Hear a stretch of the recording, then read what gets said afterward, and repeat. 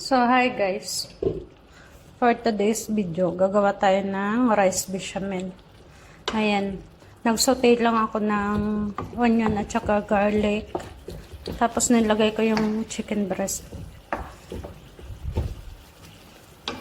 Lutuin muna natin siya ng ilang minutes bago natin ilagay yung ating spices. Cover lang muna natin siya ng ilang mga 10 minutes. So, after ng 10 minutes, lalagay na natin yung ating spices. Mag-a-add tayo ng tomato paste.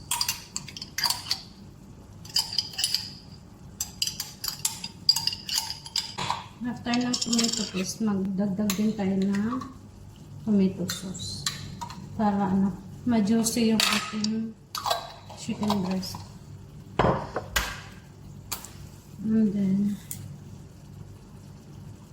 mag-add din tayo ng cooking cream.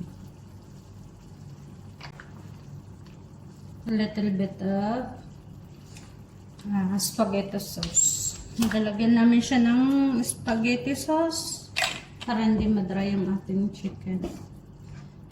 Saute lang natin siya. Mix lang natin siya ng maayos para mahalo yung mga nilagay natin pangpalasa. Tapos, hayaan lang natin siyang kumulo ng kumulo hanggang sa maluto siya.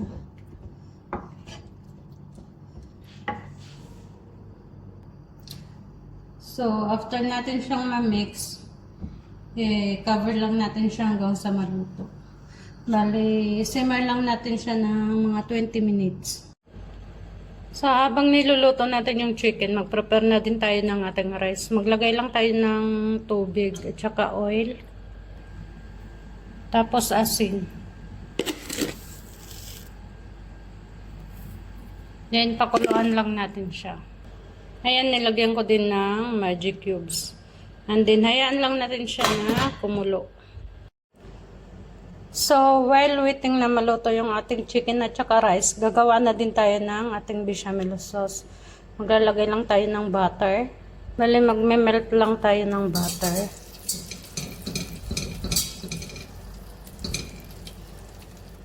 Then, saka natin i-add yung ating flour.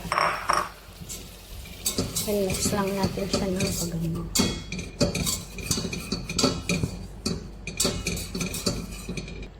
And then, add tayo ng water.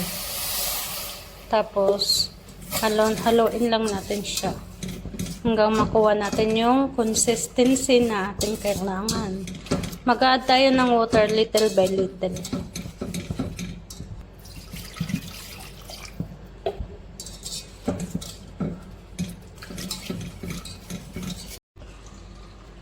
Salt at saka black pepper. Add tayo ng fresh milk.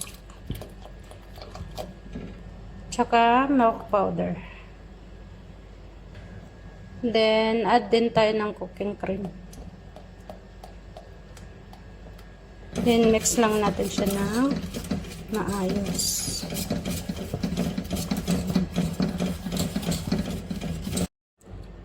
So, ayan guys. Ready na yung ating bechamel sauce. Ayan. So, ayan, nakulo na yung ating rice. Ay, yung ating tubig. Nalagay na natin yung ating rice. Bali, yung ating rice, i-half cook lang natin siya.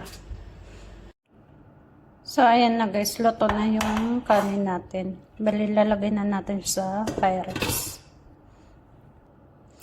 So, after ng rice, lalagay na natin yung ating chicken.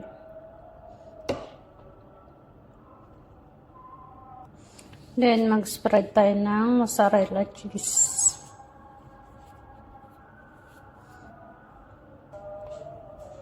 Then, lalagay na natin yung ating bechamel sauce.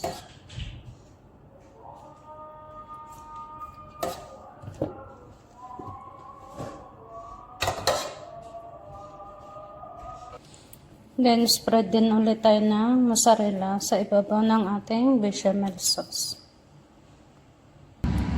So, ibibake lang natin siya ng 10 minutes sa baba, 10 minutes sa taas. So, after 20 minutes, ito na yung ano natin, rice bechamel.